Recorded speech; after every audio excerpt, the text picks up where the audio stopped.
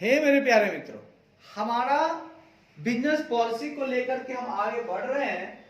तो इसमें कहा जा रहा है मित्रों, क्या कहा जा रहा है जरा सुनिएगा। कहा जा रहा है हमारे एक स्ट्रेटेजी रणनीति शास्त्री हैं हमारे विलियम ए बुलेक साहब। वो क्या कहते हैं कि साहब, अगर आप बिजनेस पॉलिसी जो है हमारे पास है ना, तो मैनेजर का काम क्या है, सब पर मैनेज करना सबको, ठीक है ना। तो मैनेजर ने क्या इस्तेमाल किया, प्लानिंग टेक्निक। अब देखिए कोई काम करना है तो प्लानिंग तो करना पड़ेगा, लेकिन अगर उस प्लानिंग टेक्निक में डेवलपमेंट हम करते जाए और डेवलपमेंट और अच्छे तरीके से प्लानिंग तो उससे क्या होगा, एक बिजनेस का पॉलिसी बन जाएगा। अच्छी बात है, अगर हम प्लानिंग कर करके चलते हैं तो वो प्लानिंग मेरा क्या बन जाएगा, पॉलिसी। तो वो पॉलिसी अगर प्लानिंग में डेवलपमेंट हम करते जाए तो बिजनेस पॉलिसी का विकास का उदय हो गया, बिजनेस पॉलिसी का हो गया, उत्पत्ति हो गई, बिजनेस पॉलिसी का विकास हो रहा है। इसका मतलब यानी कि अगर हम बढ़िया तरीके से प्लानिंग टेक्निक करते जाए तो हमारा बिजनेस पॉलिसी उत्पन्न होता जाए। अच्छा काम किया, उसका पॉलिसी बना दो ताकि हर कोई इस्तेमाल कर सके। ठीक है मित्रों, बहुत शानदार। आगे, starting from day to day planning in earlier times, मतलब पहले के समय में, पहले के समय में starting from day to day planning, ये मतलब आरंभ जो है ना, वो दिन प्रतिदिन की प्लानिंग से आरंभ दिन प्रतिदिन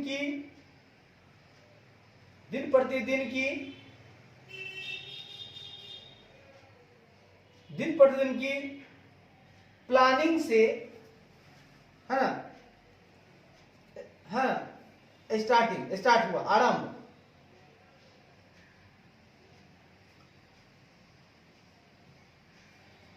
पहले के समय में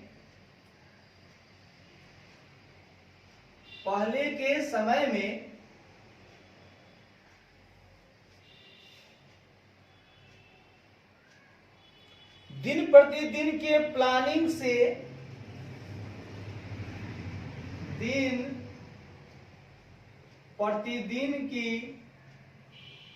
प्लानिंग से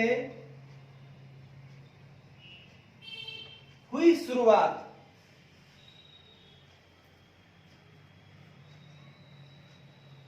है ना। मतलब दिन प्रतिदिन की प्लानिंग से हुई शुरुआत पहले के समय में दिन प्रतिदिन की प्लानिंग से हुई शुरुआत में, है ना, पहले के समय की बात कर रहे हैं। दिन प्रतिदिन की प्लानिंग से हुई शुरुआत में manager tried to anticipate the future. क्या कहता है, manager tried to anticipate the future through preparation of budget and using control system. पहले क्या करता था, मैनेज कोशिश करता था एंटीसिपेट करना, अनुमान लगाना।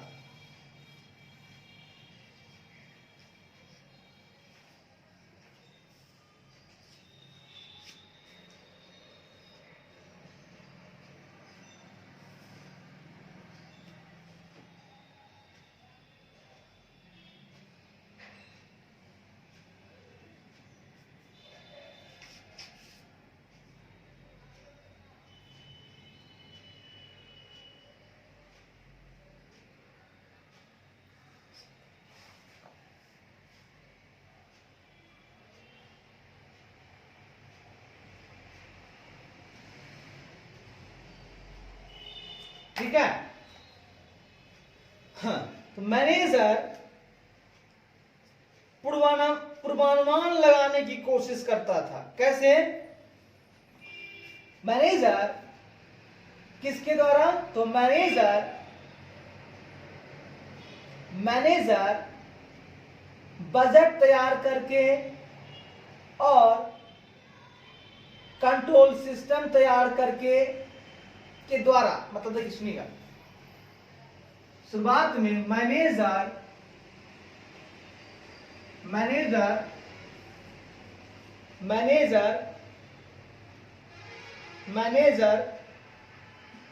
बजट तैयार करके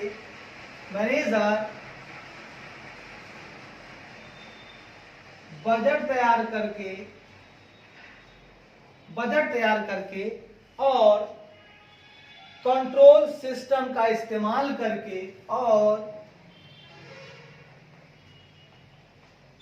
कंट्रोल सिस्टम को इस्तेमाल करके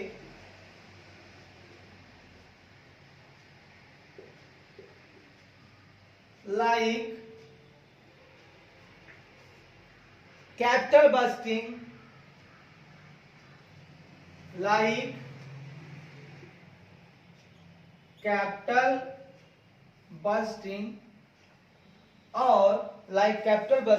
और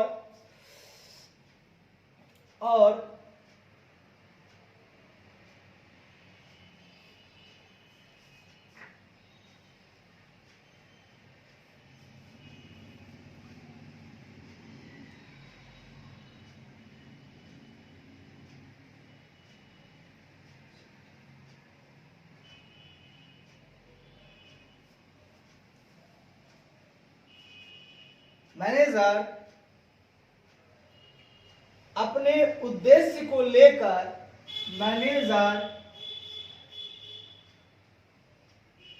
अपने ऑब्जेक्टिव के लिए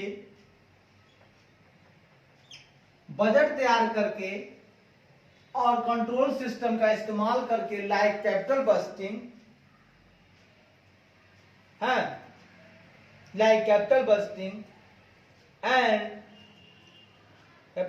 एंड मैनेजमेंट, कैपिटल बस्टिंग और कैपिटल मैनेजमेंट करके भविष्य के पूर्वानुमान लगाने का कोशिश करता था, भविष्य का पूर्वानुमान लगाने की कोशिश करता था। क्या कहना है? अब पहले देखिए, प्लानिंग टेक्निक थी नहीं कि हाँ हम कैसे चले नहीं चले। तो पहले क्या होता था मित्रों कि पहले के समय में दिन प्रतिदिन की प्लानिंग से हुई शुरुआत में मैनेजर बजट तैयार करके मैनेजर अपने ऑब्जेक्टिव के लिए, है ना, बजट तैयार करके कंट्रोल सिस्टम का इस्तेमाल करके लाइक कैपिटल बस्टिंग और कैपिटल मैनेजमेंट करके भविष्य को पूर्वानुमान लगाने की कोशिश करता था कि भैया भविष्य में क्या हो सकता है, ये सोचता था, समझता था, कैपिटल बस्टिंग करता था। अच्छी बात है, बहुत सुंदर बात है। With the inability of these techniques to adequately emphasize the role of future long-range planning came to be used.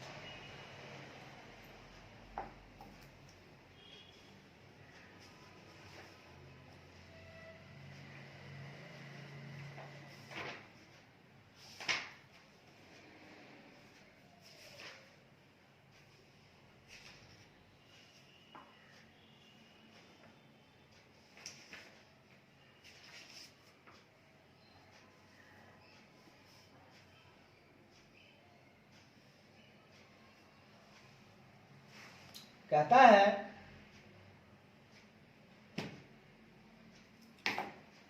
ये जो टेक्निक्स हैं उसमें क्षमता नहीं थी।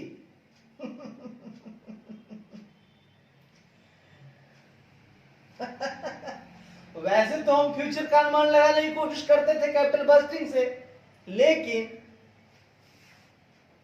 परंतु परंतु परंतु इन सभी टेक्निक्स की में अक्षमता होने के कारण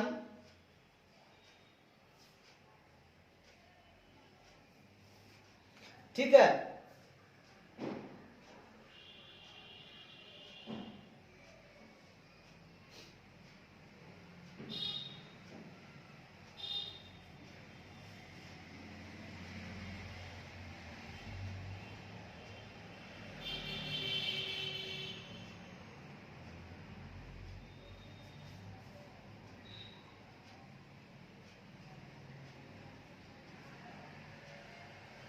ठीक है, इस टेक्निक इन सभी टेक्निक्स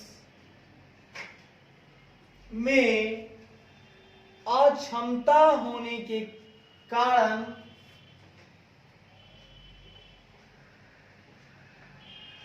अक्षमता होने के कारण या होने के साथ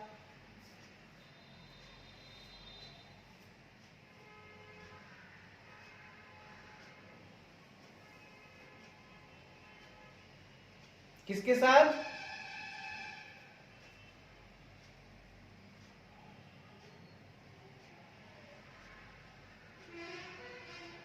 हाँ,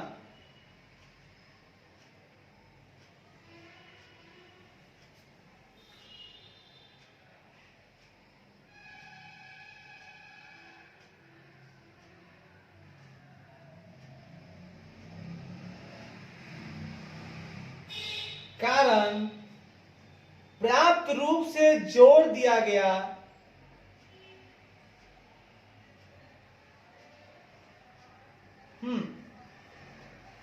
होने के कारण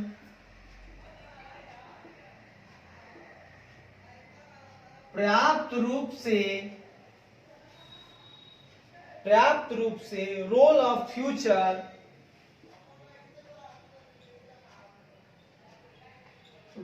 future comma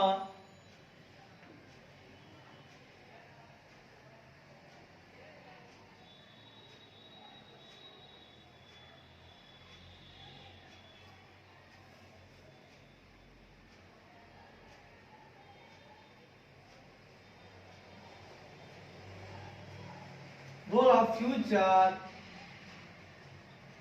long range planning पर जोर देकर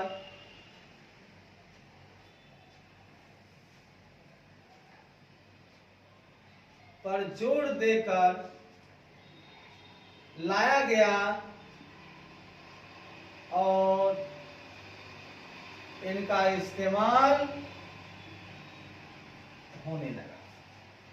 किसका इस्तेमाल होने लगा? सुनिएगा, इस टेक्निक में अक्षमता थी। with the inability to these techniques to adequately emphasize the role of future, पर्याप्त रूप से रोल ऑफ फ्यूचर पर जोर दिया गया, रोल ऑफ फ्यूचर पर जोर दिया गया। ठीक है, कहां पर जोर दिया गया कि फ्यूचर का रोल क्या होना चाहिए। ठीक है, रोल ऑफ फ्यूचर पर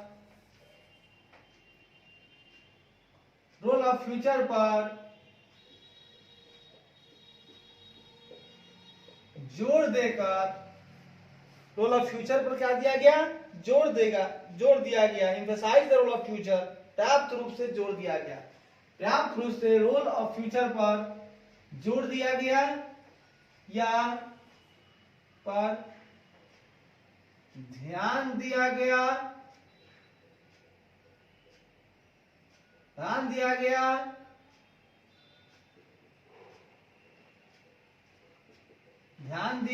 जिसके लिए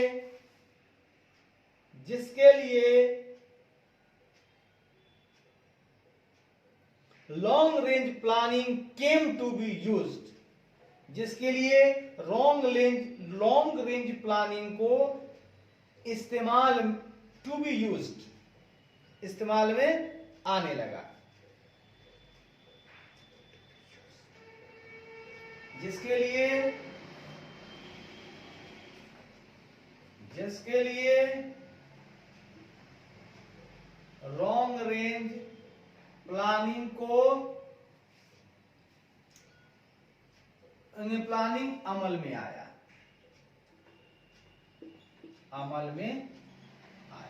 मतलब कहना चाहते हैं कि ये जो टेक्निक था ना उसमें अक्षमता था, मतलब कि वो इनएबिलिटी था इस टेक्निक में, कैपिटल बस्टिंग में, ये सब में था। तो क्या हुआ, पर्याप्त रूप से रोल ऑफ फ्यूचर पर ध्यान दिया गया कि भाई रोल ऑफ फ्यूचर कैसे पता चले। तो उसके लिए अगर हम लोग लॉन्ग रेंज प्लानिंग इस्तेमाल करते हैं तो बड़ी ही आसानी से हम लोग जो है कि फ्यूचर के रोल को ध्यान में रख पाएंगे। तो रोल मतलब फ्यूचर में क्या होगा इसकी जानकारी हमको लॉन्ग रेंज प्लानिंग से आ जाए, फिर आज ही हम आने वाले समय का प्लानिंग कर ले, ठीक है ना, तो बढ़िया रहेगा, ठीक है।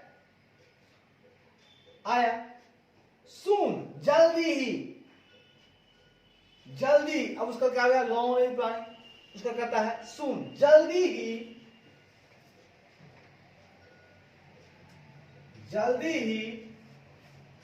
स्ट्रेटेजिक प्लानिंग के द्वारा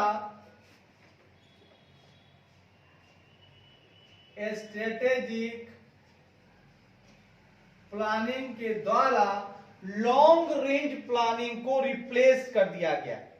जल्दी ही के द्वारा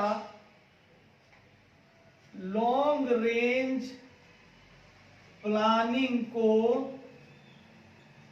रिप्लेस्ड कर दिया। कौन रिप्लेस कर दिया? अब पहले हम लोग कहें भैया लॉन्ग रेंज प्लानिंग बनाएंगे, लेकिन कहे भाई अच्छा नाम नहीं है, चलो इसको बदल करके हम लोग कर देते हैं स्ट्रेटेजिक प्लानिंग। अच्छा लगता है ना? तो लॉन्ग रेंज प्लानिंग को हम लोगों ने क्या किया,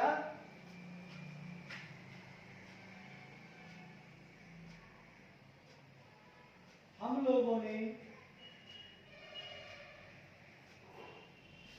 लॉन्ग रेंज प्लानिंग को स्ट्रेटेजिक प्लानिंग में कन्वर्ट कर दिया, रिप्लेस कर दिया। भैया आज से हम लोग स्ट्रेटेजिक प्लानिंग ही बोलेंगे, आज से हम लोग लॉन्ग रेंज प्लानिंग नहीं बोलेंगे। क्या बोलेंगे? स्ट्रेटेजिक प्लानिंग, ठीक है ना। एंड लेटर, और बाद में बाय स्ट्रेटेजिक मैनेजमेंट है ना, बाद में इसी का नाम कर दिया गया, और बाद में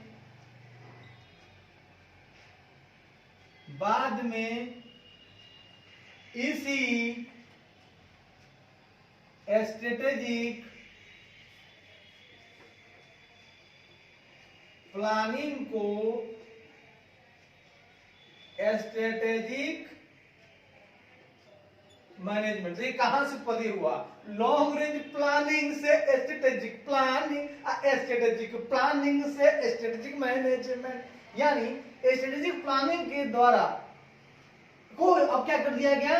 स्ट्रेटेजिक मैनेजमेंट, और बाद में इसी को इसी स्ट्रेटेजिक मैनेजमेंट में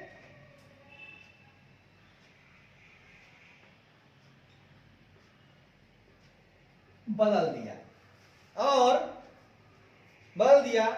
इस टर्म, और यह टर्म ऐसा है, यह टर्म जिसका करेंटली यूज्ड मतलब वर्तमान में इस्तेमाल हो रहा है, करेंटली है ना, वर्तमान में क्या होता है? जल्द ही किया गया, और वर्तमान में इसी टर्म का इस्तेमाल हो रहा है, और वर्तमान में इसी टर्म का इस्तेमाल हो रहा है जो कि वर्णन करता है process of strategy, formulation, implementation and control. हो रहा है जो जो जो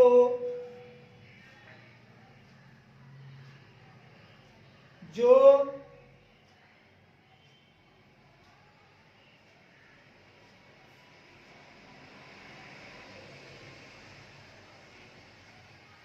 जो जो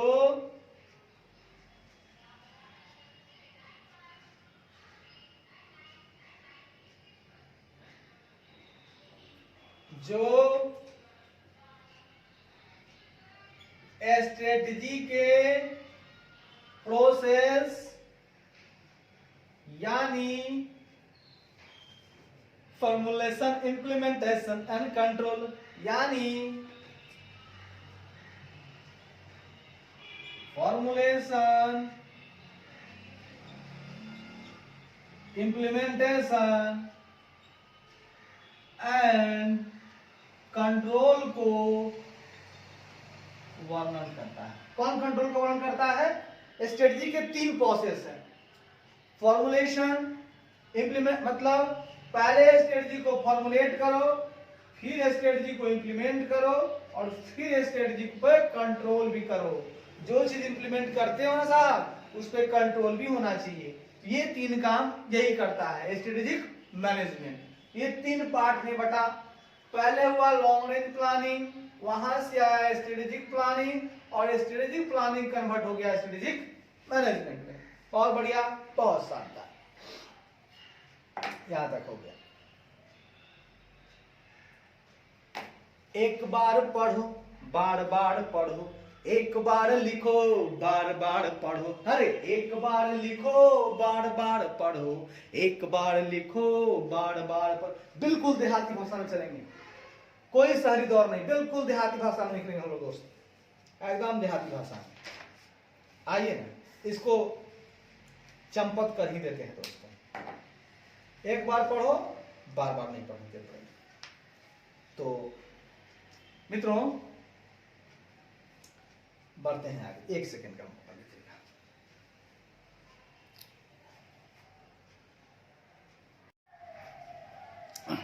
मित्रों यहां तक बात समझ में आ गई?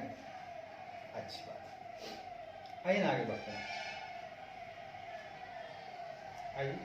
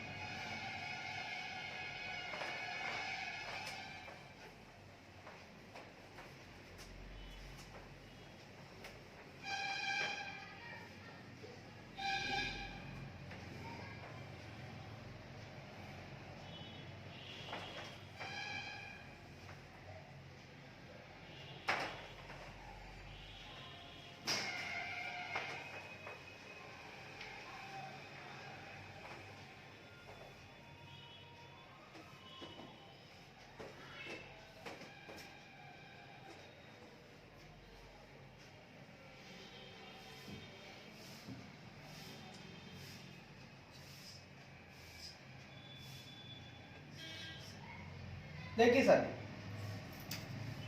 अब एक और हमारे साथी हैं क्रिस्टेंसन साहब। तो एक है क्रिस्टेंसन और जो है अदर्स।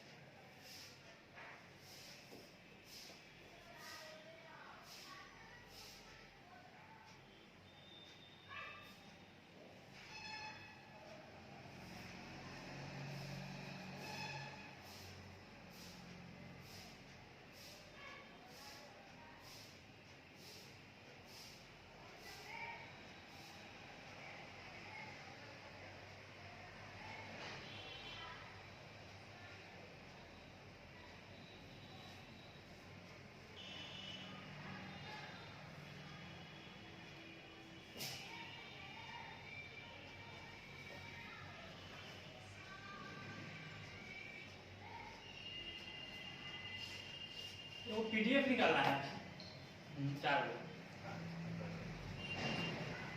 देखते हैं कि नहीं है। उसी दिन आया था, हम दिमाग से उतर गए। अच्छा, देख लीजिए, बताएंगे। देख लो। ठीक, तो आगे मेरे मित्रों, ईसाई धर्म वाले और दूसरे बिजनेस पॉलिसी को डिफाइन कैसे करते हैं, मतलब है। ठीक है, आते हैं करते हैं।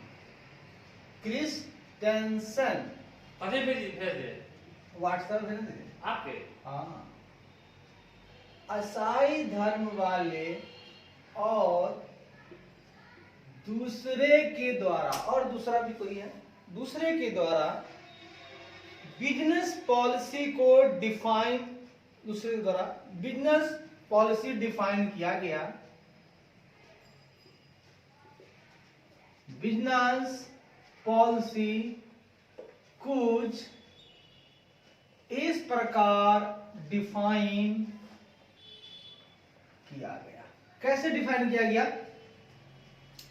तो डिफाइन किया गया कि बिजनेस पॉलिसी स्टडी है। बिजनेस पॉलिसी क्या गया कि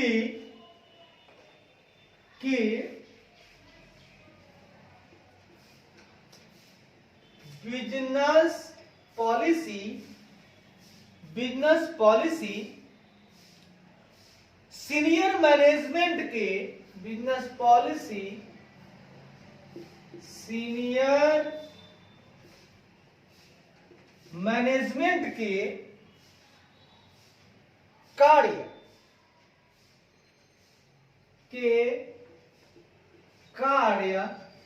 और उसके दायित्व का स्टडी है। बहुत बढ़िया। किसकी स्टडी है? बिजनेस पॉलिसी क्या पढ़ाई कराता है कि सीनियर मैनेजमेंट के क्या कार्य हैं, यानी कि क्या फंक्शन है और उनके क्या दायित्व हैं, रिस्पॉन्सिबिलिटी, उनके क्या रिस्पॉन्सिबिलिटी हैं, इन दोनों को के पढ़ाई पढ़ाता है। The crucial problems that the crucial problem that affect success in total enterprise, सबसे कठिन समस्या यह है कि, है ना, दैट, जो कि टोटल इंटरप्राइज में के सफलता को प्रभावित करती है ना। दूसरा प्रॉब्लम दैट, है ना, है सबसे कठिन समस्या, कठिन समस्या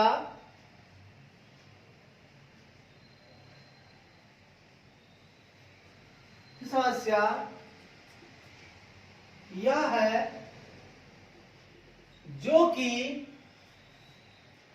कि टोटल एंटरप्राइज में, जो कि टोटल एंटरप्राइज में सफलता को प्रभावित करती,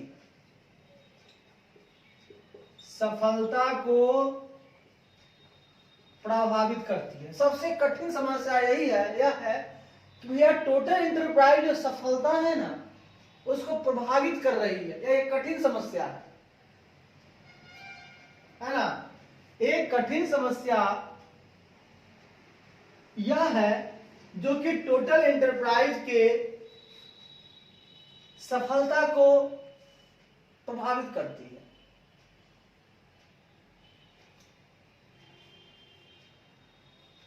यह है कि टोटल एंटरप्राइज की सफलता को प्रभावित करती है। ठीक है, प्रभावित करती है। और द डिसीजन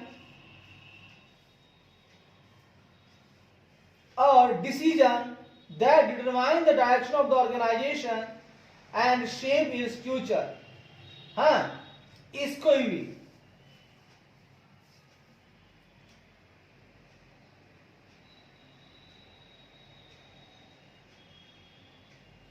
सफलता और निर्णय को प्रभावित करती है। एक कठिन समस्या है, मतलब बिजनेस पॉलिसी सीनियर मैनेजमेंट के कार्य और उसके दायित्व का स्टडी है। एक कठिन समस्या यह है कि टोटल एंटरप्राइज के सफलता और निर्णय को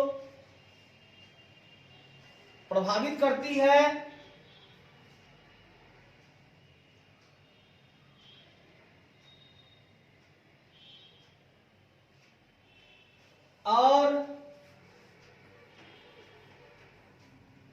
और ऐसा निर्णय जो कि ऑर्गेनाइजेशन की दिशा को निर्धारित करती है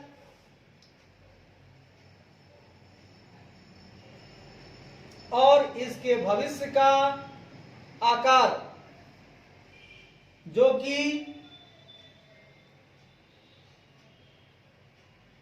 ऑर्गेनाइजेशन की दिशा, ऐसा निर्णय जो कि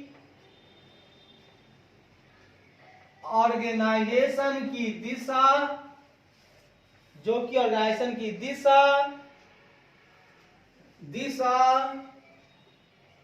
और इसके आकार और इसके भविष्य में और इसके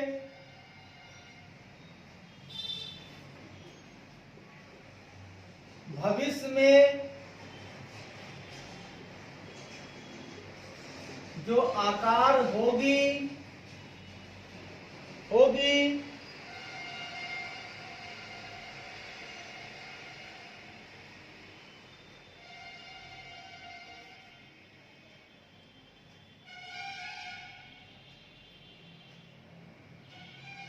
ऐसा निर्णय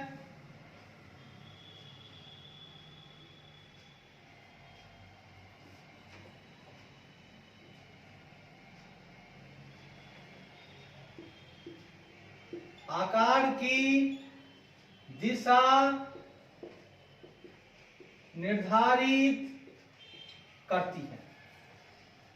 ठीक है ना, डिटरमाइन।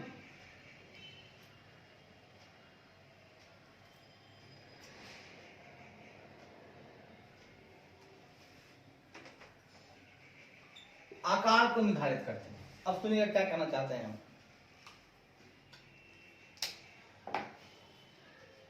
क्रिस्टेंस और दूसरे के द्वारा बिजनेस पॉलिसी को कुछ इस प्रकार डिफाइन किया गया कि बिजनेस पॉलिसी सीनियर मैनेजमेंट के कार्य और दायित्व का स्टडी है। एक कठिन समस्या यह है कि टोटल एंटरप्राइज की सफलता प्रभावित होती है।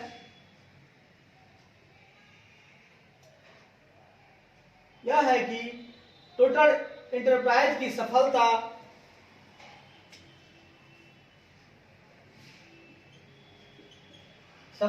प्रभावित होती है और ऐसे निर्णय जो कि ऑर्गेनाइजेशन की दिशा और इसके भविष्य के आकार को निर्धारित करती है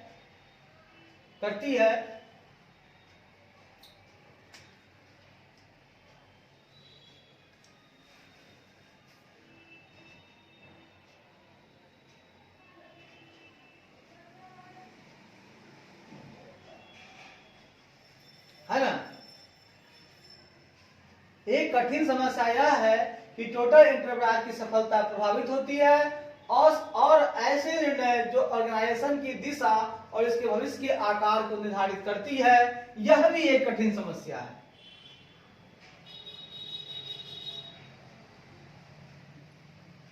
और दूसरी कठिन समस्या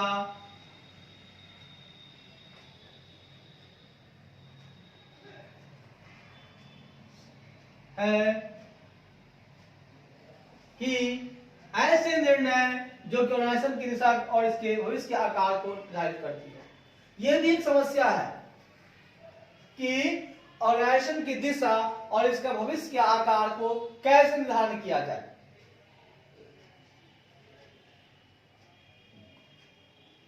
तो यह निर्णय लेना भी एक समस्या है और सफलता प्रभावित हो रही है, यह भी समस्या है। यह सब समस्या का निपटारा कहां मिलेगा? बिजनेस पॉलिसी में। अगर हम लोग बिजनेस पॉलिसी अच्छा बनाएंगे तो जो सफलता हमारी प्रभावित हो रही है वो सही हो जाएगी और हम निर्णय जो है ना बढ़िया ले पाएंगे।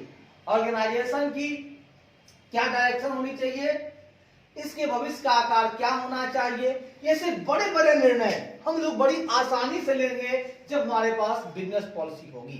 बिजनेस पॉलिसी होगी तो सीनियर मैनेजमेंट को बताया जाएगा तेरा कार्य ये है, तेरा दायित्व तो ये है, समझ लो तुम कैसे कठिन समस्या से उबरोगे। अगर सफलता प्रभावित हो रही एंटरप्राइज की तो क्या करोगे तुम। अगर ऑर्गेनाइजेशन की दिशा तुमको निर्धारित करना है तो बिजनेस पॉलिसी बताएगी कि ऐसे ऐसे चलो। भविष्य में तुम्हारे आकार क्या होनी चाहिए, बड़ा, छोटा, मिडिल, कैसा होना चाहिए भविष्य में तुम्हारा, ये तुम्हारा बिजनेस पॉलिसी सब कुछ तुमको बताएगा। ठीक है, चलिए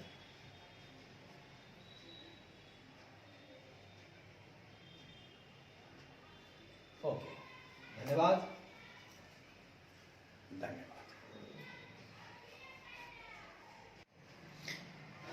आइए मेरे मित्र आगे बढ़ते हैं। कहता है problem of policy in business. Problem of policy, व्यापार में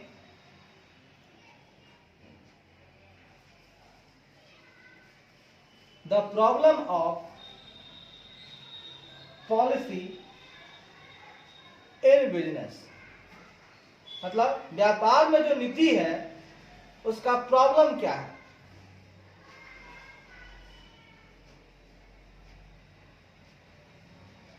हाँ, व्यापार में पॉलिसी की समस्याएं हैं।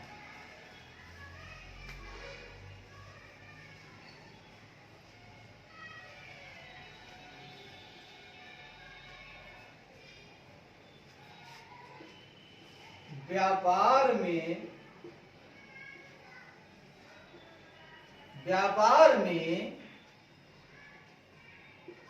कुछ प्रॉब्लम ऑफ पॉलिसी, व्यापार में कुछ पॉलिसी की प्रॉब्लम है ना, में कुछ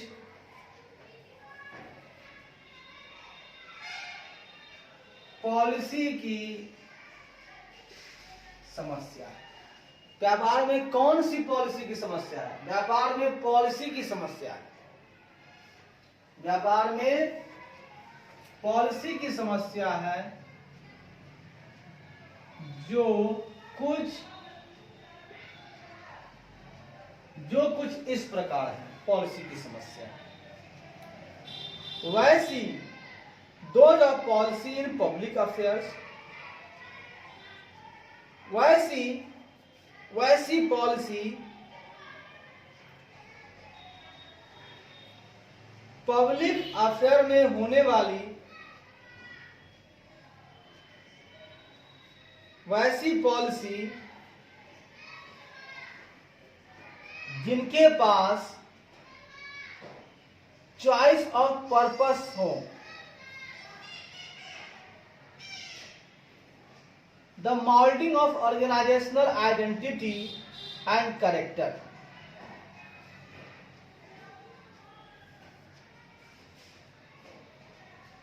have to do with the choice of purpose, have to do, उनके पास क्या हो? चॉइस ऑफ पर्पस हो।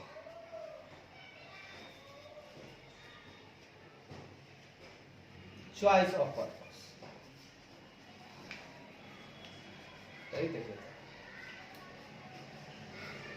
वैसी पॉलिसी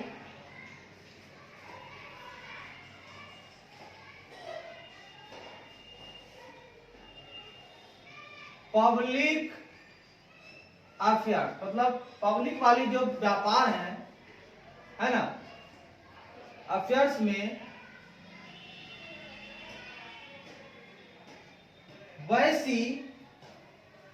वैसी पॉलिसी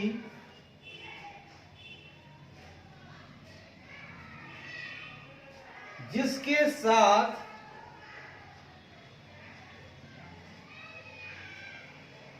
चॉइस ऑफ पर्पस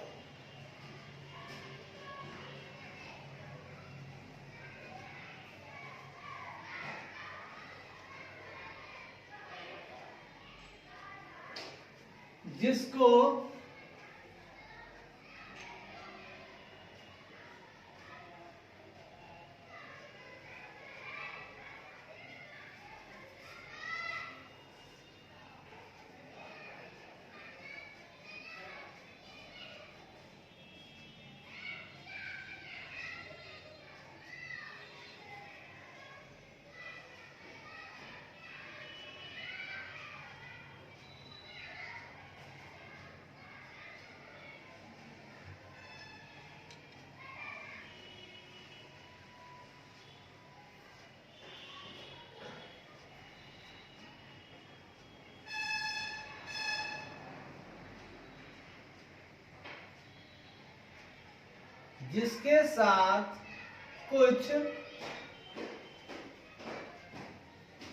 जिसके साथ चॉइस ऑफ पर्पस कुछ करने को चॉइस ऑफ पर्पसेस, मतलब उद्देश्य को पूरा करने के लिए कोई चॉइस है ना। पॉलिसी की समस्या कुछ इस प्रकार हो सकती है। पब्लिक अफेयर में एक ऐसी पॉलिसी है जहां अफेयर में एक ऐसी पॉलिसी है जहां कुछ करने के लिए मतलब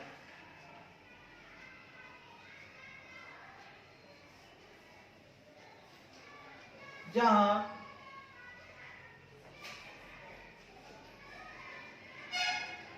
पर्पस के साथ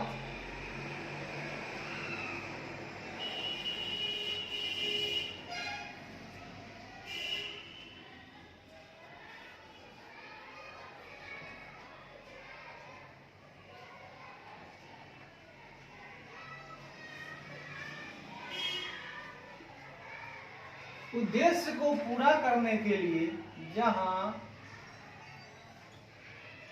उद्देश्य को पूरा करने के लिए चॉइस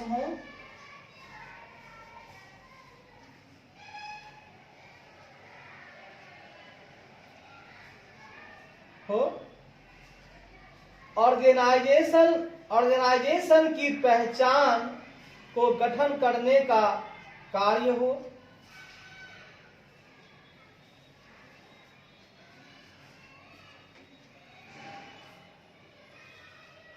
ऑर्गेनाइजेशन को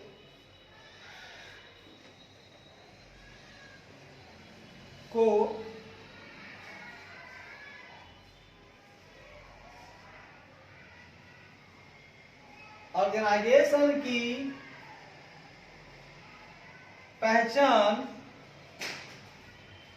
और उसके कैरेक्टर को गठन करने का कार्य हो। मतलब देखिएगा, पब्लिक अफेयर में ऐसी पॉलिसी है जहां उद्देश्य को पूरा करने के लिए चॉइस है, ऑर्गेनाइजेशन की पहचान और उसके कैरेक्टर को गठन करने के का कार्य है,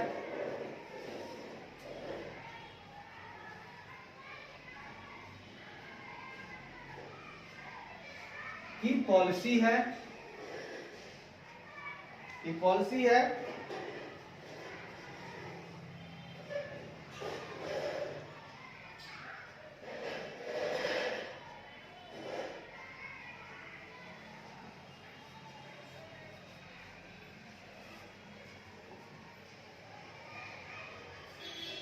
ठीक है,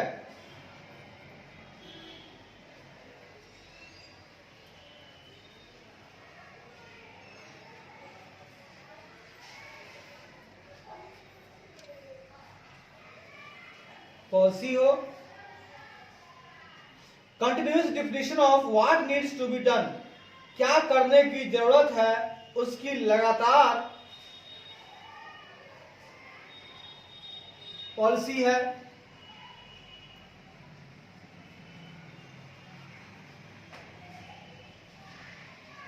व्यापार में क्या करने की जरूरत है, व्यापार में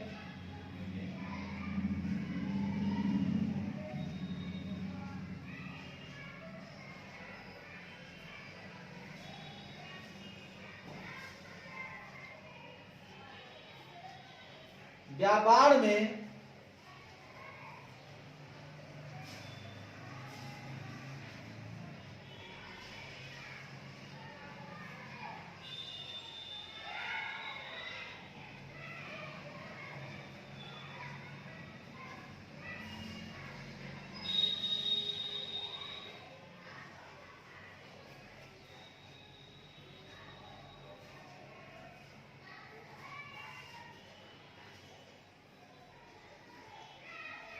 उसकी कंटिन्यूअस डिफिनीशन की पॉलिसी है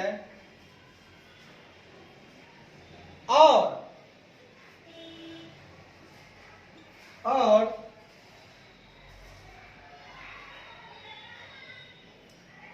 रिसोर्सेस को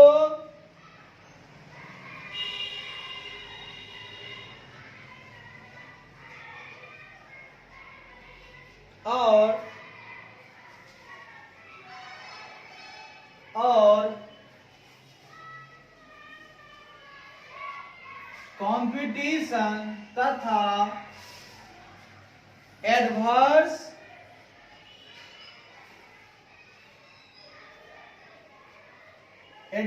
परिस्थिति, कंपटीशन तथा एडवर्स परिस्थिति की हालात में गोल्स को प्राप्त करने के लिए, हालात में गोल्स को प्राप्त करने के लिए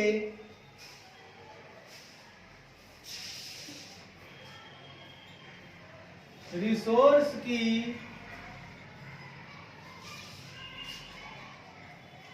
करने की भी पॉलिसी। मतलब व्यापार में पॉलिसी की समस्या बहुत है, कुछ इस प्रकार है। मतलब व्यापार में पॉलिसी की समस्या है जो कुछ इस प्रकार है। पब्लिक अफेयर में ऐसी पॉलिसी है, अफेयर में जहां उद्देश्य को पूरा करने के लिए चॉइस है, ऑर्गेनाइजेशन की पहचान और उसके कैरेक्टर को गठन करने के कार्य की भी एक पॉलिसी है कि कैसे ऑर्गेनाइजेशन का पहचान होगी, कैसे उसके कैरेक्टर को गठन किया जाएगा।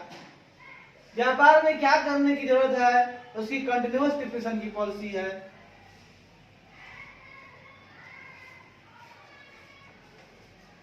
ताकि उसकी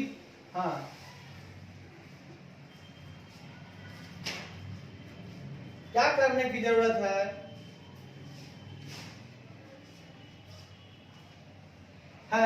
उसकी कंटिन्यूअस डिफिनेशन की पॉलिसी है और कंपटीशन तथा एडवर्स परिस्थिति की हालात में गोल्स को प्राप्त करने के लिए रिसोर्स की मोबिलाइजेशन कैसे करें, करने की भी पॉलिसी है। तो ये सब पॉलिसी की समस्याएं हैं कि आपको पॉलिसी कैसे हम बनाएं। इतनी सारी बातों के लिए कैसी पॉलिसी बनाए। Business policy tends to emphasize on the rational analytic aspect of strategic management.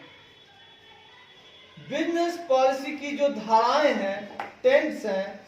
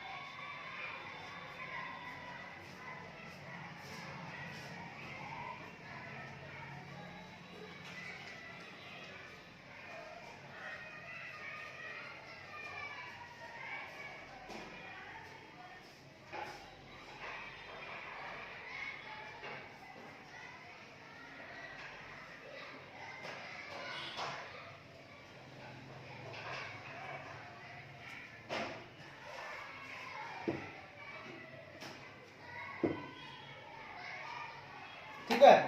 Business policy का झुकाव होता है या उसकी प्रवृत्ति होती है स्ट्रेटेजिक मैनेजमेंट के रेशनल एनालिटिकल एस्पेक्ट पर जोर देना।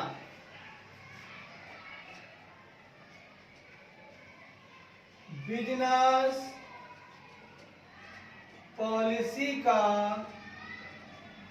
झुकाव होता है, बिजनेस पॉलिसी का झुकाव होता है स्ट्रेटेजिक मैनेजमेंट के रेशनल एनालिटिकल पहलू पर, रेशनल एनालिटिक पहलू पर बिजनेस पॉलिसी का झुकाव होता है स्ट्रेटेजिक मैनेजमेंट के रेशनल एनालिटिक पहलू पर जोर देना। वो ज्यादा कहां जोर देता है बिजनेस पॉलिसी की भैया?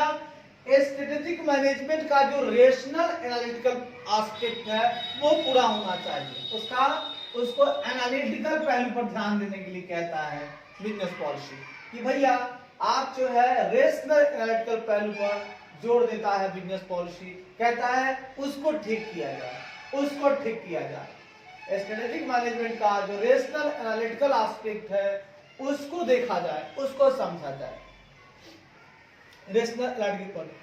और यह एस्पेक्ट प्रेजेंट करता है एक फ्रेमवर्क, यह एस्पेक्ट एक फ्रेमवर्क हम लोगों ने क्या सीखा कि क्रिश्चियंस ईसाई धर्म वाले और दूसरे के द्वारा बिजनेस पॉलिसी को कुछ इस प्रकार डिफाइन किया गया कि बिजनेस पॉलिसी सीनियर मैनेजमेंट के कार्य और उसकी दायित्व का स्टडी है। एक कठिन समस्या यह है कि टोटल इंटरप्राइज की सफलता प्रभावित होती है। एक कठिन समस्या यह है कि टोटल इंटरप्राइज की समस्या प्रभावित होती है सफलता, और ऐसा निर्णय जो कि ऑर्गेनाइजेशन की दिशा और इसके भविष्य के आकार को निर्धारित करती है। तो ये दोनों जो है कठिन समस्या, क्या क्या समस्या है? इंटरप्राइज का सफलता अगर प्रभावित होता है वो, या कोई ऐसा निर्णय जिससे ऑर्गेनाइजेशन को दिशा मिले, उसके भविष्य के आकार को निर्धारित किया जा सके, तो ये सारी बहुत बड़ी समस्याएं हैं। ठीक है, ये इसको भी बिजनेस पॉलिसी के द्वारा संभाला जाता है, इसकी भी स्टडी है। व्यापार में पॉलिसी की समस्या है, तो व्यापार में पॉलिसी समस्या के लिए बनती है। व्यापार में पॉलिसी, प्रॉब्लम ऑफ पॉलिसी है, क्या है समस्या, है ना? समस्या के लिए पॉलिसी है व्यापार में।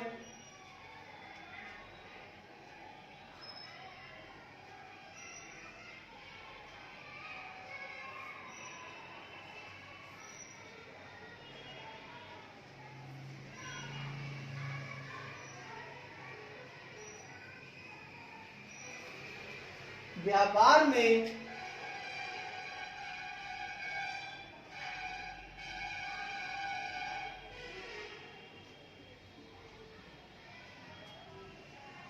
समस्याओं के लिए पॉलिसी है। पॉलिसी है जो कुछ इस प्रकार है। पब्लिक अफेयर में एक ऐसी पॉलिसी है जहां उद्देश्य को पूरा करने के लिए चॉइस है, चॉइस है, वहां समस्या है। ऑर्गेनाइजेशन की पहचान और उसके कैरेक्टर को गठन करने का कार्य की भी पॉलिसी है। व्यापार में क्या करने की जरूरत है उसकी कंटिन्यूअस डिफिनेशन की पॉलिसी है। और कंपटीशन तथा एडवर्स परिस्थिति की हालात में गोल्स को प्राप्त करने के लिए रिसोर्सेज को कैसे मोबिलाइजेशन किया जाए उसके लिए पॉलिसी होनी चाहिए। तो बिजनेस पॉलिसी का झुकाव होता है स्ट्रेटेजिक मैनेजमेंट के रेशनल एनालिटिकल पहलू पर जोर देना। तो कहता है हम रेशनल एनालिटिकल पहलू पर ध्यान देंगे।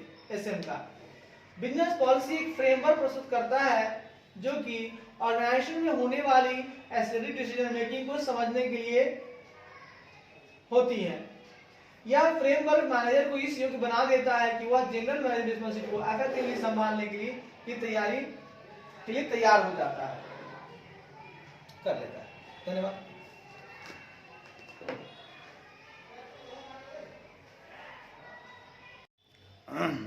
आइए मेरे प्यारे मित्रों, तो कल तक हमने देखा कि बिजनेस पॉलिसी जो है एक फ्रेमवर्क देता है जैसे मैनेजर इस योग्य बन जाता है कि वह जनरल मैनेजमेंट का रिस्पॉन्सिबिलिटी को इफेक्टिवली संभालने लायक हो जाता है।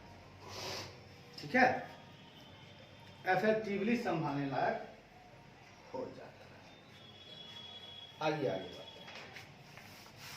आज हम चर्चा करेंगे मित्रों कंसेप्ट ऑफ मैनेजमेंट।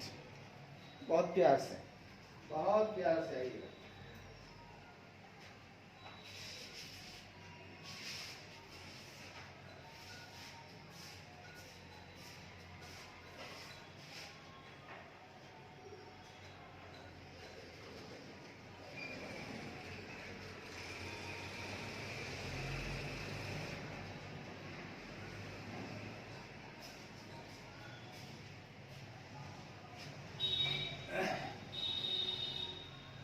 आज कुछ लंबा खींचेंगे मित्रों, और वक्त की कमी हो रही है,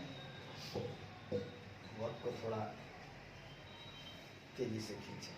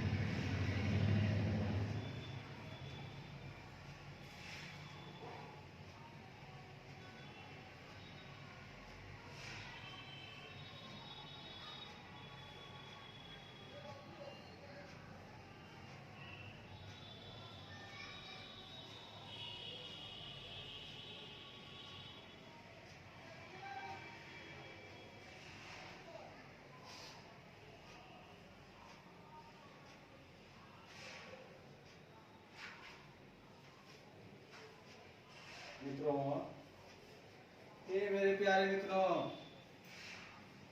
कहाँ गया परदेसी मुझको तरफा के दिल का हाल सुना के। कहाँ गया परदेसी मुझको तरफा के, कहाँ गया परदेसी। आइए मेरे मित्रों, घबराने की जरूरत नहीं है, एकदम देहाती भाषा में चलेंगे, तोड़ तोड़ कर सीखेंगे, एकदम एकदम तोड़ तोड़ कर सीखेंगे। आइए मित्रों, आज हम समझेंगे मित्रों कंसेप्ट ऑफ मैनेजमेंट। हमने सब कुछ दिया, हमने बिजनेस पॉलिसी को समझ लिया। अब मेरे पास दो वर्ड है, एक है स्ट्रेटेजी, एक है मैनेजमेंट। पहले हम समझेंगे कंसेप्ट ऑफ मैनेजमेंट। क्या समझेंगे मित्रों? Concept of management. क्या है कंसेप्ट ऑफ मैनेजमेंट? कहता है to understand the concept of strategic management. मतलब क्या कह दिया सुनिए, ये क्या कह दिया सुनिए।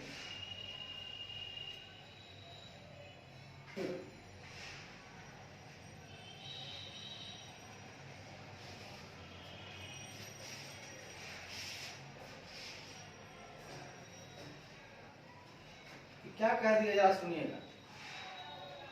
मतलब मैनेजमेंट के, मतलब स्ट्रेटेजिक मैनेजमेंट के कंसेप्ट को समझने के लिए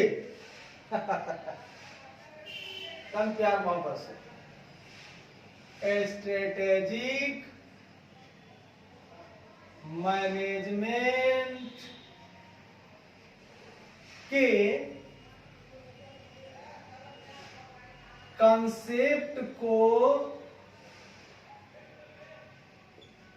समझने के लिए, स्ट्रेटेजिक मैनेजमेंट के कंसेप्ट को समझने के लिए we need to have a basic understanding. हम लोगों को, हमें जरूरत है, वी नीड टू हैव, हमें जरूरत है understanding of the term management. We need to have a basic understanding of the term management. हमें मैनेजमेंट टर्म को की बेसिक समझदारी की जरूरत है। समझने के लिए हमें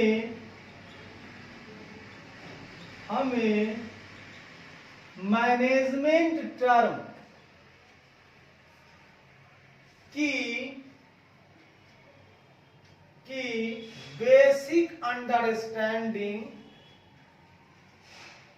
बेसिक अंडरस्टैंडिंग की जरूरत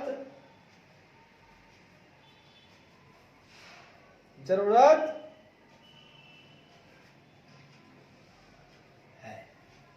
यानी दोस्तों, अगर आप स्ट्रेटेजिक मैनेजमेंट को समझना चाहते हैं तो पहले आपको मैनेजमेंट टर्म की बेसिक अंडरस्टैंडिंग बहुत जरूरी है। आप पहले मैनेजमेंट टर्म को समझिए। मैनेजमेंट टर्म का इस्तेमाल दो सेंस में होता है, ठीक है।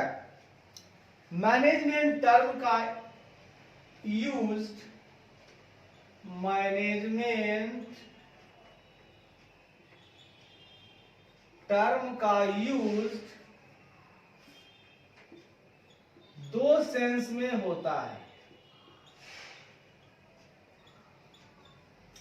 पहला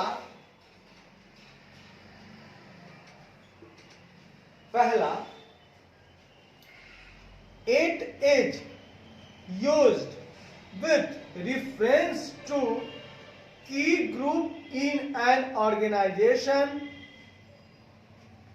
in charge of its affairs. कहता है पहला यूज्ड किसके संदर्भ में होता है? पहला इसका इस्तेमाल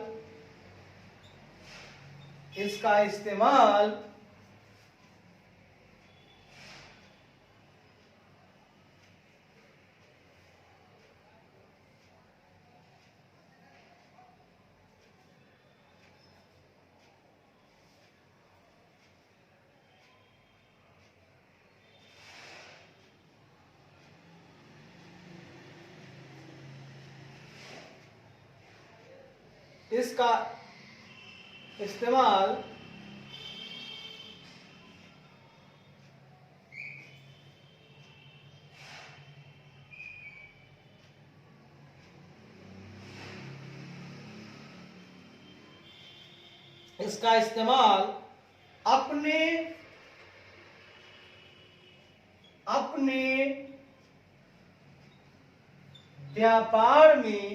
अपने व्यापार के ऑर्गेनाइजेशन इंचार्ज में, अपने व्यापार के ऑर्गेनाइजेशन इंचार्ज में, अपने व्यापार के ऑर्गेनाइजेशन इंचार्ज में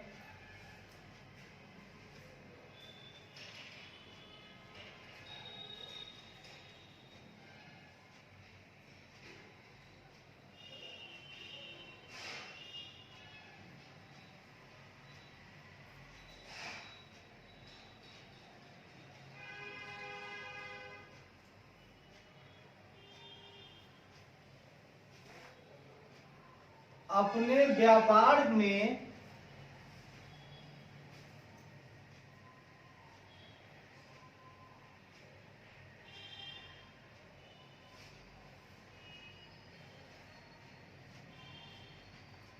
व्यापार में ऑर्गेनाइजेशन इंचार्ज में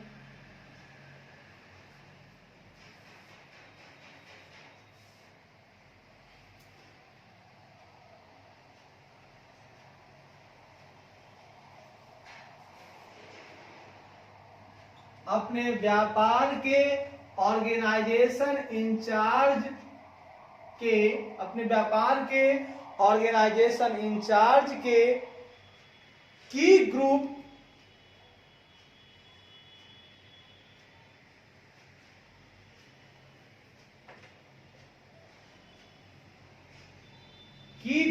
के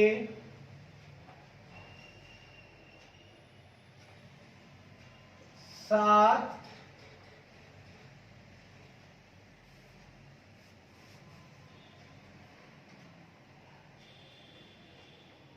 संदर्भ बताया जाता है, या कह सकते हैं आप रिफरेंस। मतलब क्या कहता है सुनिएगा, पहला जो मैनेजमेंट टर्म का इस्तेमाल होता है वो ऑर्गेनाइजेशन इंचार्ज के ग्रुप के रूप में होता है कि भैया ये ऑर्गेनाइजेशन इंचार्ज है, ये व्यापार के ऑर्गेनाइजेशन इंचार्ज हैं,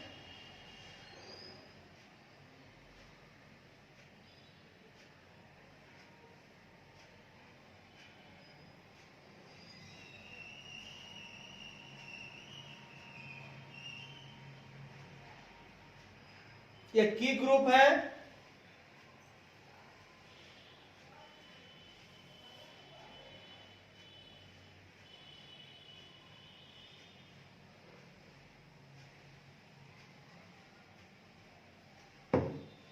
It is used with reference to a key group in an organization in charge of its affairs। मतलब इनका संदर्भ, पहला इनका इस्तेमाल इस संदर्भ के साथ होता है, इसका इस्तेमाल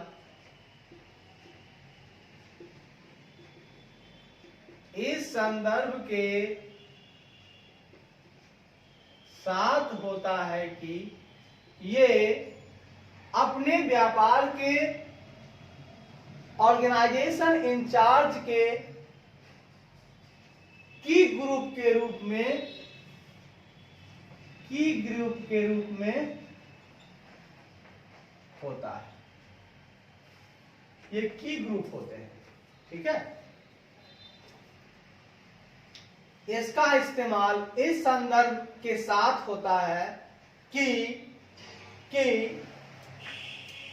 की group in an organization in charge, organization in charge में, अपने व्यापार के ऑर्गेनाइजेशन इंचार्ज में की ग्रुप के रूप में होता है कि भैया ये व्यापार के ऑर्गेनाइजेशन इंचार्ज है, मतलब इंचार्ज है व्यापार के, ये की ग्रुप होते हैं। ये जो मैनेजमेंट टर्म होता है ये की ग्रुप के रूप में इस्तेमाल होता है। इनका पहला क्या होता है, की ग्रुप के रूप में इनका इस्तेमाल होता है। एकदम प्यार से रुक रुक कर चलेंगे।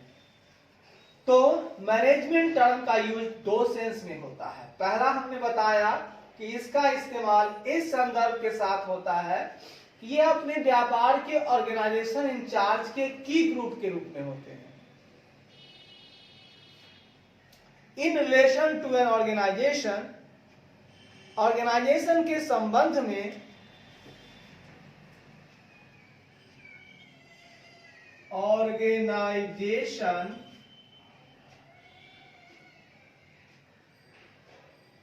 ऑर्गेनाइजेशन के संबंध में मैनेजमेंट इज द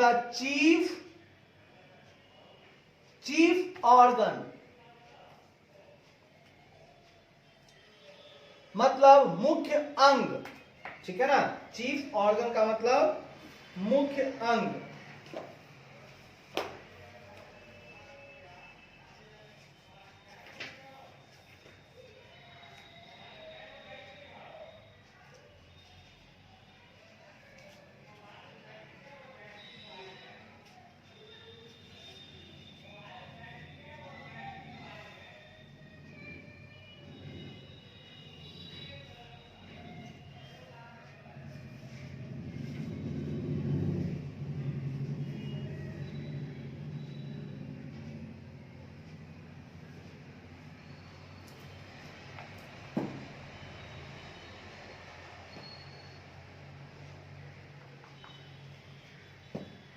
कहता है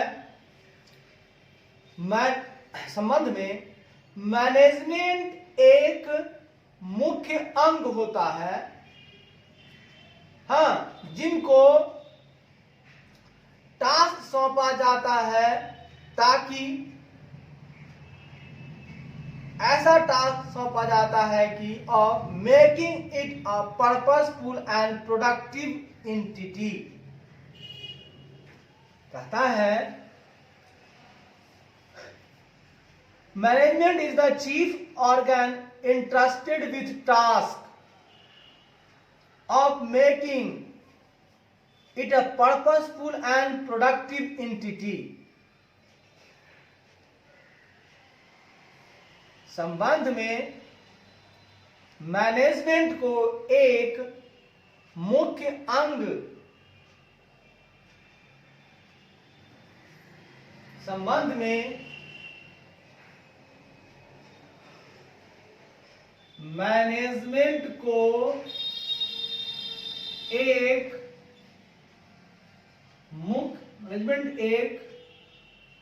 मुख्य अंग है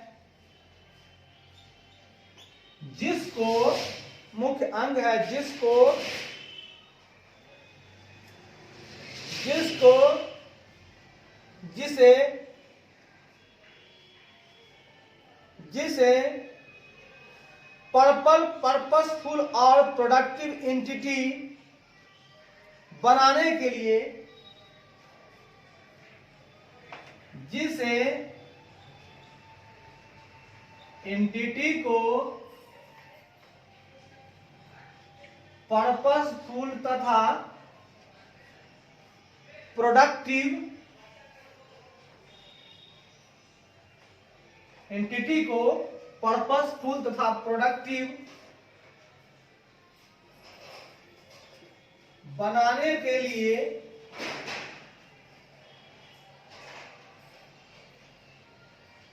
कुछ टास्क सौंपा गया है, के लिए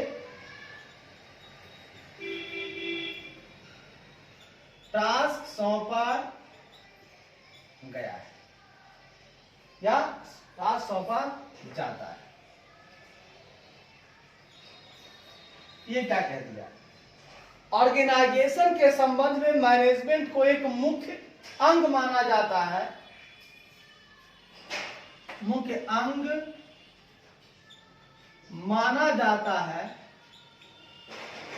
जिसे एंटिटी को पर्पसफुल तथा प्रोडक्टिव बनाने के लिए टास्क सौंपा जाता है। सुनिएगा, Organization management is the chief organ entrusted with task of making it a purposeful and productive entity. Making it a purposeful and productive entity, ताकि वो एंटिटी को पर्पसफुल बना सके।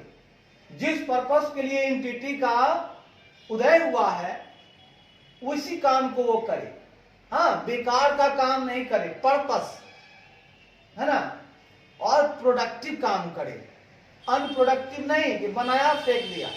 तो पर्पसफुल और प्रोडक्टिव एंटिटी वो हो जाए, इसके लिए उसको टास्क मिलता है और उस टास्क को वो पूरा करवाता है।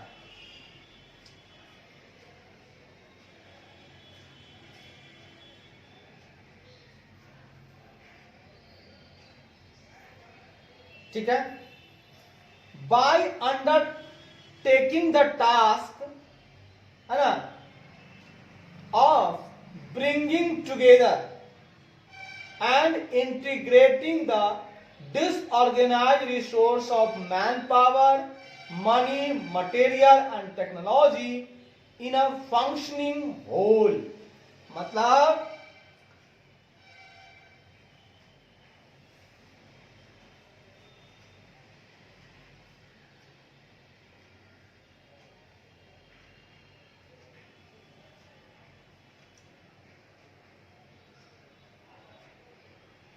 है ना,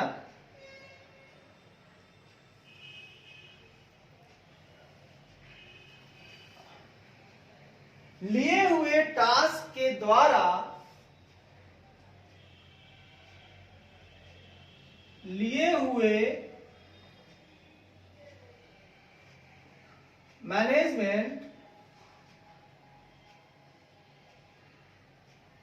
मैनेजमेंट या ऐसे लिए हुए टास्क के द्वारा जाता है, लिए हुए टास्क के द्वारा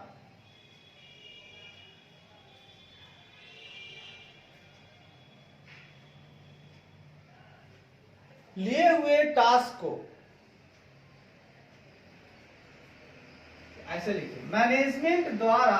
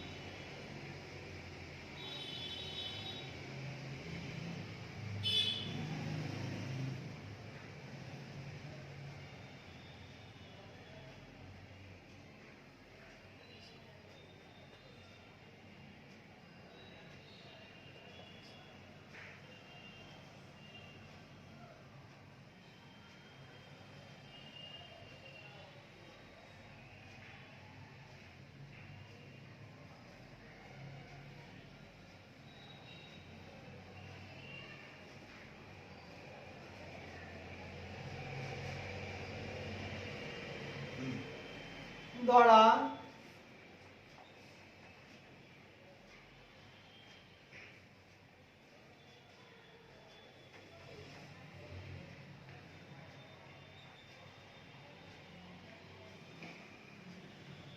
संभाले गए टास्क को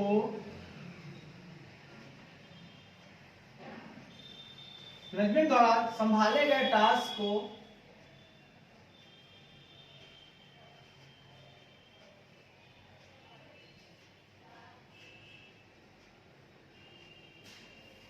एक साथ लाता है। मैनेजमेंट अपने द्वारा संभाले गए टास्क को एक साथ लाता है, जो भी टास्क उसको मिलता है उसको एक साथ लाता है और मैन पावर, मनी, मटेरियल और टेक्नोलॉजी जैसे डिसऑर्गेनाइज्ड रिसोर्स को इंटीग्रेट करता है तथा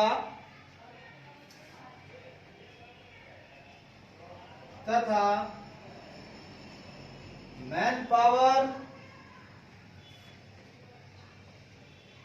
मनी, मटेरियल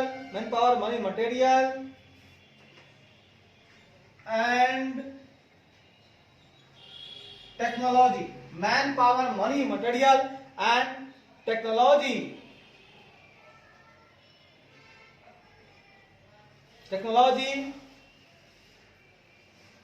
जैसे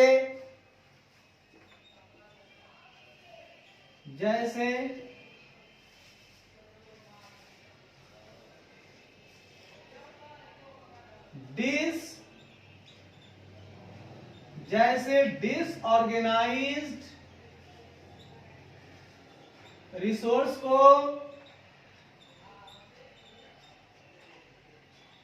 इंटीग्रेट करके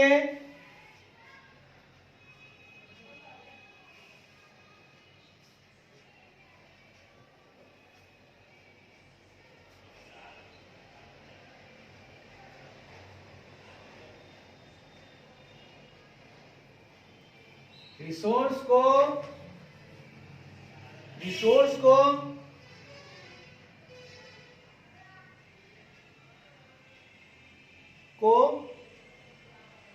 पूरे फंक्शनिंग में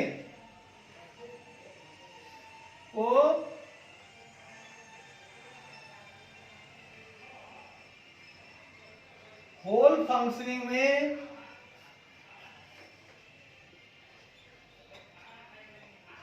इंटीग्रेट करता है। होल फंक्शनिंग में कहता है ब्रिंगिंग टुगेदर सारी, मतलब संभालेगा जो भी टास्क उनके पास है उनको एक साथ लाता है सारे टास्क को, और जो man power, money, material and technology का डिसऑर्गेनाइज्ड रिसोर्स है, ये जो तथा man power, money, material and technology से डिसऑर्गेनाइज्ड रिसोर्स को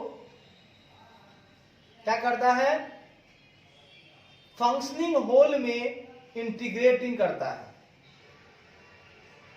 है ना, इंटीग्रेट कर देता है, मतलब एकीकृत कर देता है।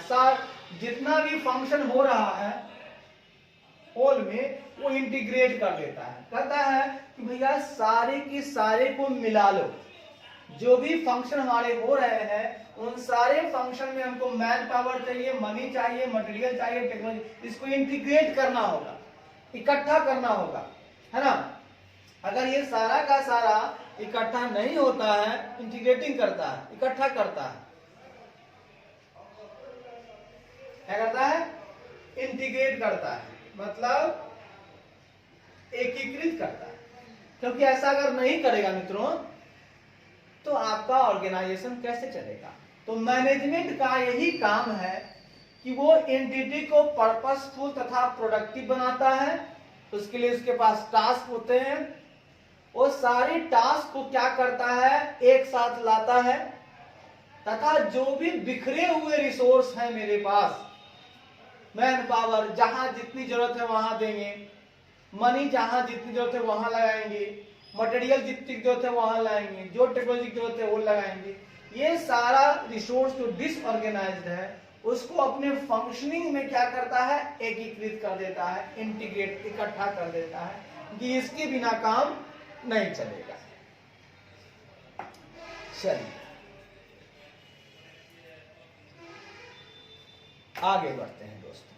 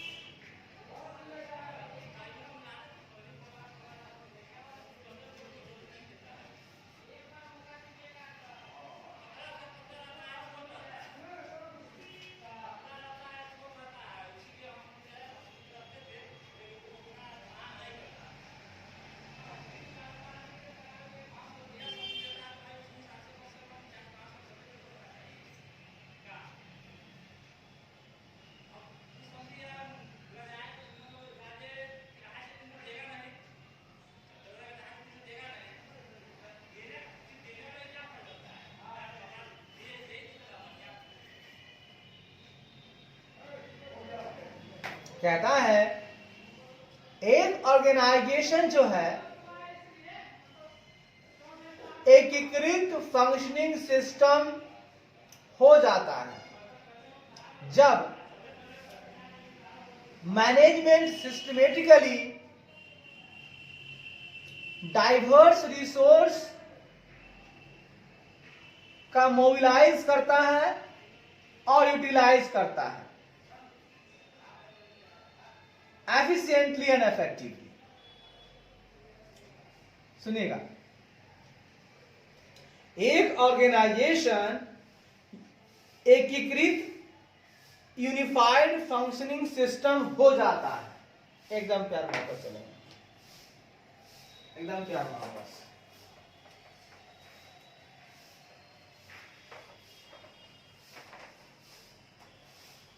एकदम प्यार वापस चलेंगे। सुनिएगा, एकदम गौर से सुनिएगा मित्रों, एकदम गौर से सुनिएगा। कहता है एक ऑर्गेनाइजेशन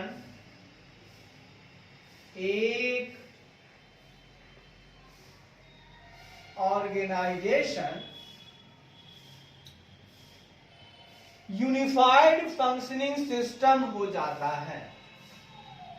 यूनिफाइड फंक्शनिंग सिस्टम मतलब एकीकृत कार्य करने वाली सिस्टम हो जाता है जब, कब हो जाता है, जब मैनेजमेंट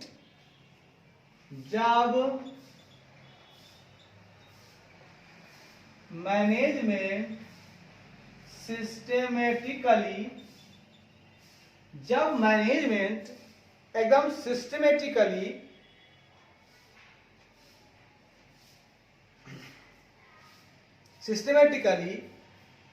डाइवर्स रिसोर्स, सिस्टेमेटिकली मतलब विविध रिसोर्स है इसके पास, डाइवर्स रिसोर्सेस को मोबिलाइज और यूटिलाइज, रिसोर्स को मोबिलाइज तथा यूटिलाइज मतलब घुमाना, कहीं ले जाए, यूटिलाइज एफिशिएंटली और इफेक्टिवली करता है। यूटिलाइज एफिशिएंटली तथा इफेक्टिवली करता है, मतलब क्षमता, एकदम इफेक्टिवली मतलब प्रभाव के साथ करता है, एफिशिएंटली का मतलब क्षमता के साथ करता है। जितनी क्षमता है ना, यूटिलाइज का मतलब उपयोग करता है, मोबिलाइज का मतलब ले जाना, जहां ले जाने की जरूरत है वहां ले जाता है। मतलब कहना चाहता है कि एक ऑर्गेनाइजेशन एकीकृत फंक्शन कैसे बन जाता है। मित्रों, यूनिफाइड का मतलब होता है एकीकृत। तो एक ऑर्गेनाइजेशन आपका यूनिफाइड फंक्शनिंग सिस्टम कब होता है, तो सुनिएगा मित्रों, कब होता है बताता हूं आपको।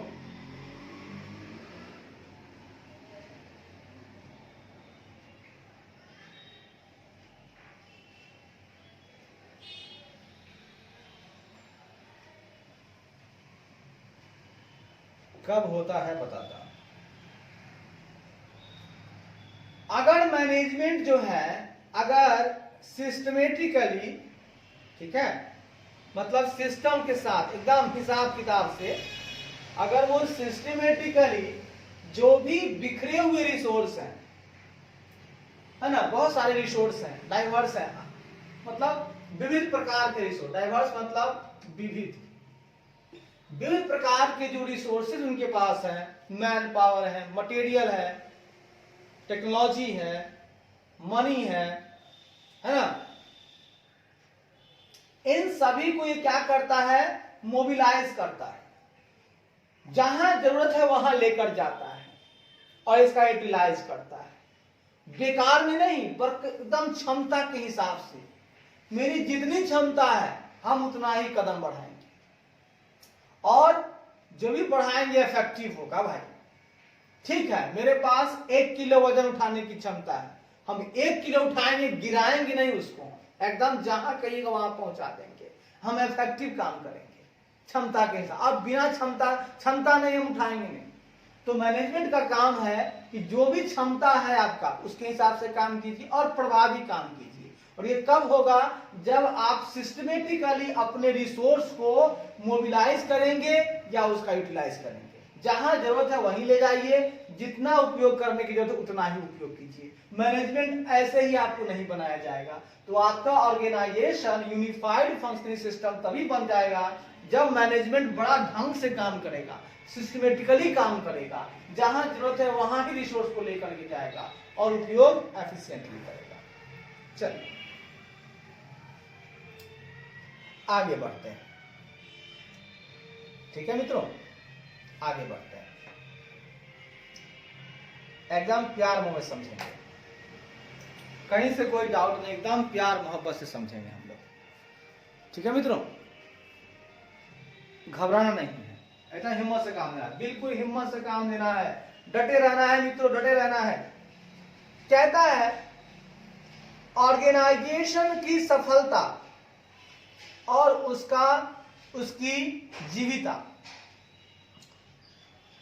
ऑर्गेनाइजेशन का सर्वाइवल और उसका सक्सेस,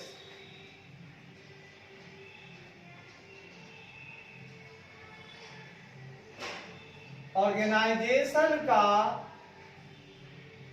सर्वाइवल और सक्सेस, ऑर्गेनाइजेशन का सर्वाइवल और सक्सेस किस पे डिपेंड करता है, depends to a large extent on a competence and characters of its management.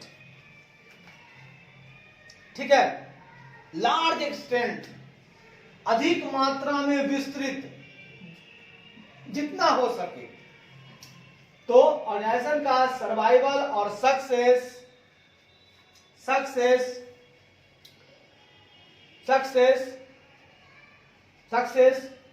उसके मैनेजमेंट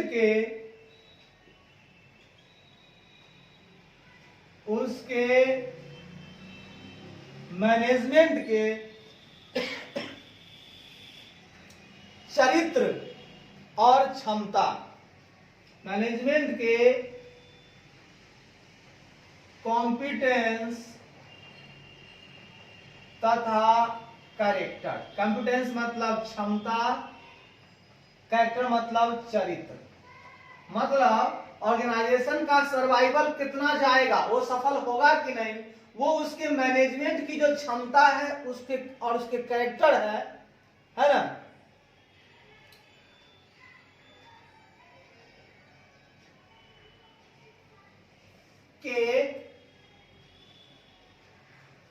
के लार्ज एक्सटेंट पर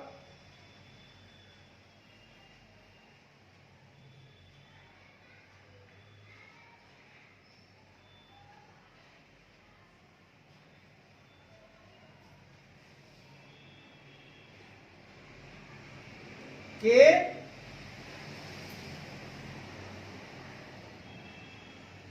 लार्ज एक्सटेंट पर डिपेंड करता है। अब सुनिएगा, ऑर्गेनाइजेशन की सर्वाइवल की क्षमता वो कब तक जीवित रहेगी और सक्सेस मतलब सफलता मिलेगी।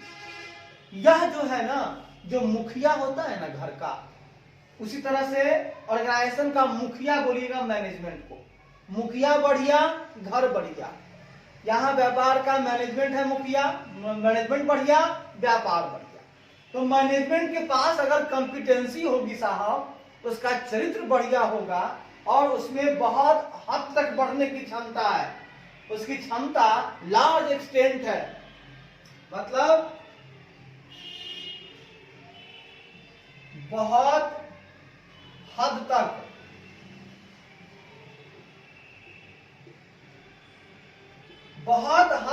आगे जाने की क्षमता है, उसका चरित्र बहुत बढ़िया है ना। चरित्र क्या है? बहुत बढ़िया। कॉम्पिटेंसी है बहुत हद तक आगे जाने की, बहुत हद तक आगे जाने की। तो अगर उसको आगे जाने की क्षमता है तब व्यापार भी आगे जाएगा। उसका चरित्र बढ़िया है तो कहीं भी रह लेगा। आपकी क्षमता है तभी तो सफलता मिलेगी।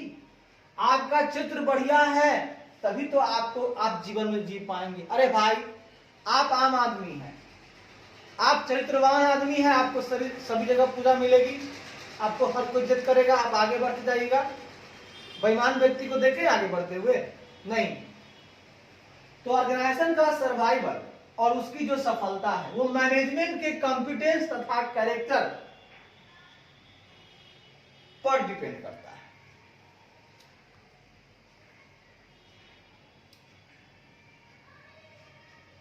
देखिए, मैनेजमेंट के पास क्या होना चाहिए? मैनेजमेंट के पास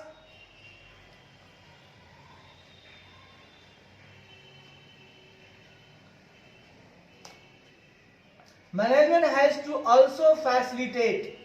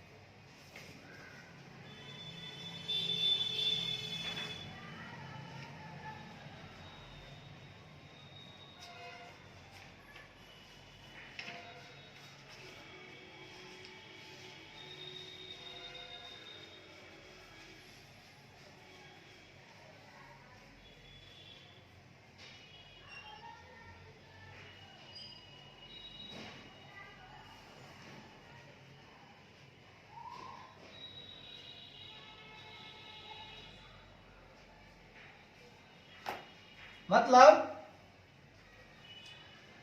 management has also facilitated. Management को क्या करना चाहिए? मैनेजमेंट ने सहायता प्रदान करना चाहिए। ठीक है ना, मतलब सरल बनाना चाहिए।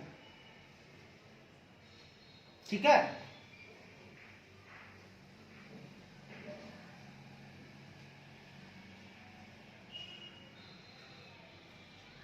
ऑर्गेनाइजेशनल चेंज,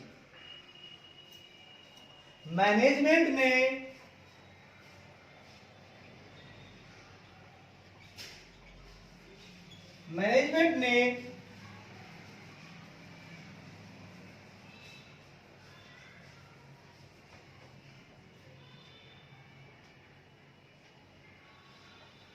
ऑर्गेनाइजेशनल चेंज की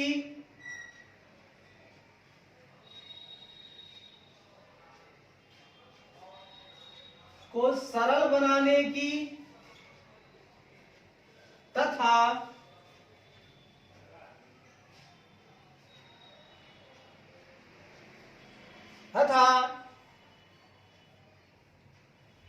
इन्वायरमेंट के साथ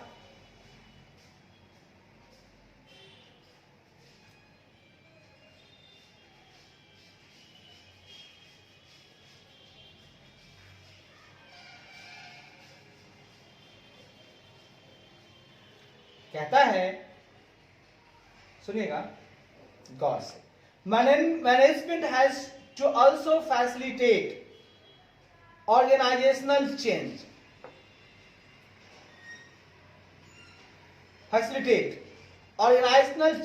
and adoption for effective interaction,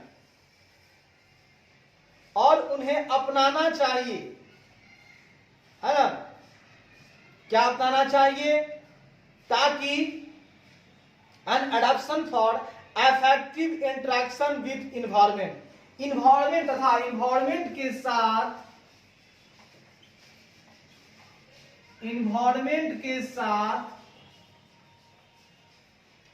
effective interaction हो, मतलब प्रभावी तालमेल हो सके।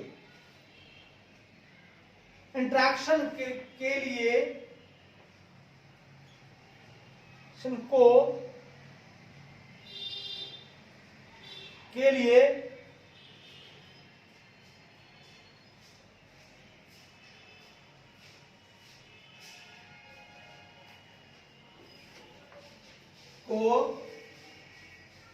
अपनाने की भी सुविधा होनी चाहिए। मतलब मैनेजमेंट के पास क्या क्या होना चाहिए, ऑर्गेनाइजेशनल चेंज को सरल बनाने की तथा इन्वायरमेंट के साथ इफेक्टिव इंटरेक्शन हो, इन्वायरमेंट के साथ इफेक्टिव इंटरेक्शन को अडॉप्ट करने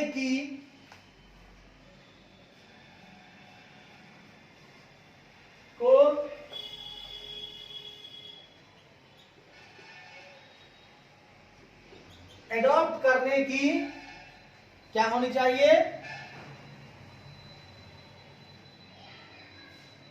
सुविधा होनी चाहिए, या कह सकते हैं क्षमता होनी चाहिए।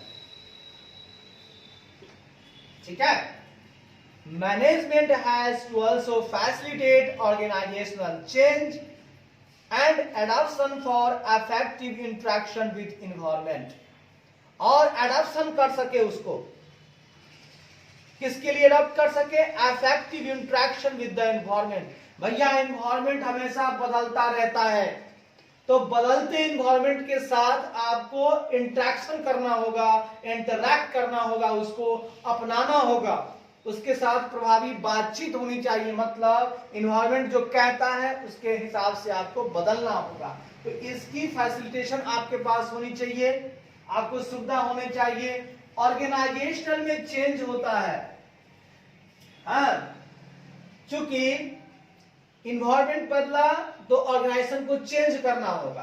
तो अगर इन्वायरमेंट में के साथ इफेक्टिव इंटरेक्शन होगा तभी तो आप क्या कर पाएंगे, अपनी ऑर्गेनाइजेशन को आपको चेंज करना होगा ही होगा।